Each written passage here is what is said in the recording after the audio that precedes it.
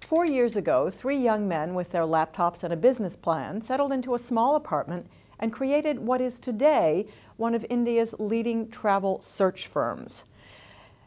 They did it without marketing mayhem. They did it using only word-of-mouth marketing. And INSEAD Assistant Professor of Marketing, Andrew Stephen, wrote a case study on the company, and they're called ixigo.com. And Andrew joins us now to tell us about it. Thank you for being here. My pleasure. How did word-of-mouth marketing work in this case? Why did they decide they didn't want to go through the whole marketing hoopla? First of all, traditional marketing, traditional advertising to launch a business is expensive. To get the huge reach with advertising, and particularly in a market as large as India, that's going to cost a lot of money. And for a small startup, some budding entrepreneurs trying to do their own thing, and with a cool new technology they developed, it's not necessarily the case that they've got access to large marketing budgets. And if they do, maybe that money is better used on other things. So in this case, it's a technology product, it's a search engine for travel. So they would rather spend the money on developing the product and developing their software algorithms than necessarily putting it into advertising. So that's one thing. The other thing is these guys, the CEO and the other founders really strongly believed in the power of word of mouth.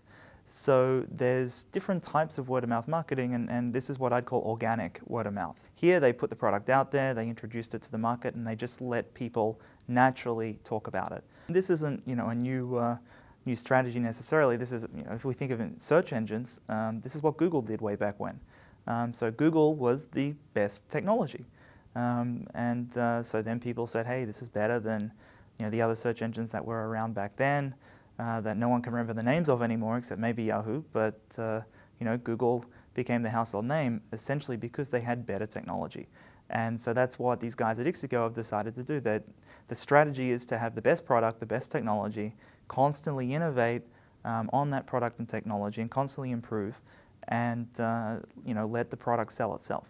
They must have known their customer. I mean, India is a big travel market, and it's probably still not saturated. Yeah. But within all those people, there must be a bunch of people they didn't want. They want quality users or quality traffic. It's not about getting millions of people coming to your website every day and just playing around and doing nothing. They really need a customer who's got a much higher probability of, once they arrive and do a search, and if they find what they're looking for, then actually going ahead and buying it. So yeah, they're looking for quality traffic. It's not so much about everyone, it's about the right types of people. So traditional sort of marketing segmentation approaches applied here. And so they were looking at, for example, business professionals, people who travel often. The more affluent, rising middle class in India is definitely the types of markets they're after. Was this a hard idea to sell? It sounds elegantly simple as you describe it. I wonder if they said it quite as well, and who bought into it? Well, in terms of the customers or the users of the website, it turns out that it's just lots of people who are looking for travel deals, and it's not just people in India. So they're on the technology side, on the back end, Ixigo is partnering with all the major hotel chains, as well as small ones as well, all the major airlines. In India, also bus companies and train companies, you name it. But if I wanted to go on to ixigo.com right now and do a search for a flight between Paris and Hong Kong or wherever in the world, nothing to do with India, I'd be able to do that and book that flight from Air France or whoever it may be. So they've also attracted outside of India traffic. And now we're expanding. They've just launched an iPhone app, actually, so you can do your search on your iPhone, and they're also expanding throughout Europe because they realize actually the traffic is not just coming from India. The bulk of it seems to be, but the traffic isn't just coming from India, and they never really set out to be India exclusive. You can't really, the internet is global. You can't really say, hey, we have one geographic region and we're going to focus solely on that region, because it's a service that anyone in the world can access. Well, the minute you're on the internet, you're global, Exactly. basically. The other thing, too, is that I think I read in your case study that their hotel search engine is the largest on the planet. I mean, it's quite big. Yeah, and the hotels, as well as some interesting things. So India-specific things like railways and buses. They've had to partner with what I call travel service providers. So the hotelier or the bus company or the train company, whoever it might be. And so really, it's interesting with this sort of business. Is it's not just the technology, but it's also the sort of the the boots on the ground, sales force in some sense, or business development team, going around and making sure that all the service providers are in place and linking them to the site. And so really they have this challenge where they've sort of got what I call a two-sided market. So they've got to make sure the suppliers who, the airlines and the hotels and so on are part of the website, but then also get all the users who could potentially buy these services. How did you find out about them? I know one of the founders was an INSEAD alum. They reached out to me. So they, having the INSEAD connection, and they have other connections to other INSEAD faculty, some of whom are actually investors in the company.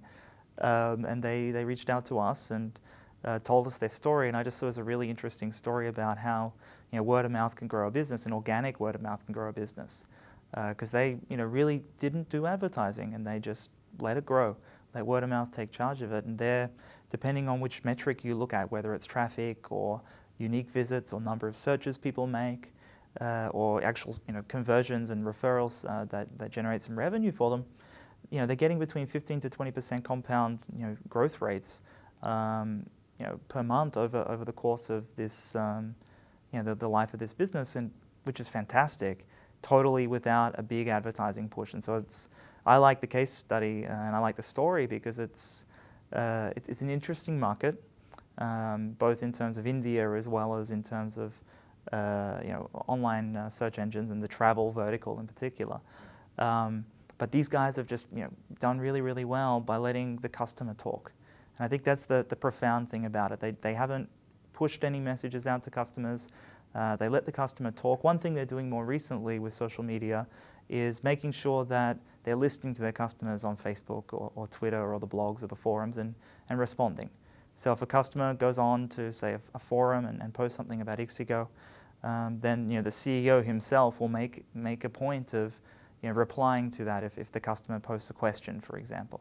They are very active on Facebook in interacting with their users on there and their fans on there, simply to kind of keep the connection between the users and the company. So it's not just a search engine. It's a travel site that people will keep coming back to. Overall, what does this word of mouth marketing and what you've just described in terms of letting others speak for you as well, you put it out there on the internet and you really lose control. And what does this say about the future of marketing if your customers are the ones who are, that's a scary thought for some people. Right. So, and normally the more senior the executive in a corporation, the more scary that thought is from the experience I have. It's not that you're losing control. My view is that you lose control over a lot of elements of the conversation that takes place, but the reality is customers talk anyway. So whether you put an advertisement out there on TV or in print or wherever, and you can control the message on that, you can't control how consumers will react to it, what they'll say about it, how they'll perceive it, how they'll think about the brand in response to the advertisement. So businesses have never fully had control anyway.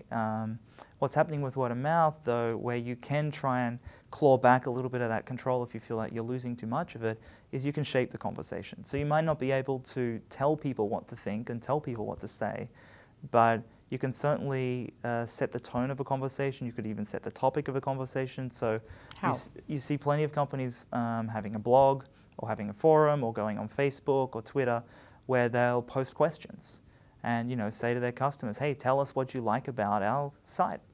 And then people will comment and say these things, and a conversation gets started. So the company can set a topic essentially by posing a question or making a statement and seeing how people respond, and then the word of mouth can take over. But you still have some degree of control. And so I'd say it's not control, it's shaping the message. Do you think that advertising agencies or corporate marketing departments are getting this message? Definitely.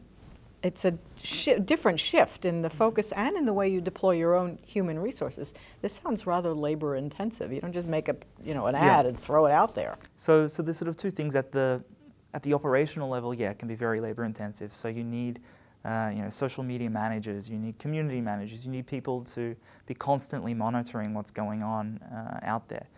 Nice example actually is Delta Airlines, keeping within the travel category.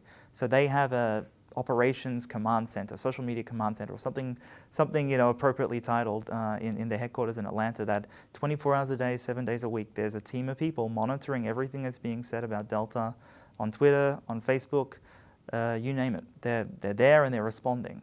And it's really fascinating. To use Delta as the example, suppose I'm at the airport, something's gone wrong, and I'm very unhappy. If they can solve that problem for me there and then, and I'm impressed by that quick response, then that's going to probably make me more loyal to Delta in the future. And so, if they take a longer term perspective and think about sort of the value of the customer over their lifetime, then these sort of quick response, real-time reactions to help people out can have a lot of value and save losing a customer perhaps in the long run. So let me end by asking you, having said all of this, give me your crystal ball view of 3 to 5 years. What do you think marketing is going to look like, given what you've just said about the power and the growth of word-of-mouth marketing? So I think what's happening is with word of mouth, with social media, it's easier for companies to be involved in the conversation. So either to monitor what customers are saying out there, because people are increasingly going online and spreading word of mouth and sharing information about brands and products. So companies can monitor that and listen in. And just as a first step, they can learn a lot that way.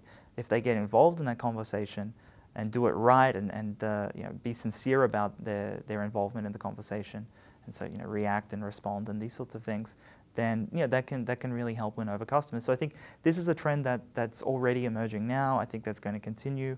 Some people would call that sort of thing social CRM or customer relationship management, but really using social media platforms as another way to reach customers and interact with them. So that's one trend.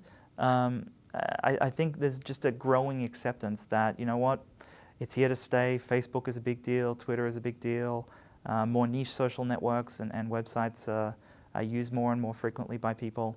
So, if you're not involved as a company in social media and using it as a way to not just advertise, but really a way to engage with your customers and listen to them and have a conversation with them, then you're missing the boat. So I think over the next 3 to 5 years, it's just going to be increasing in that way.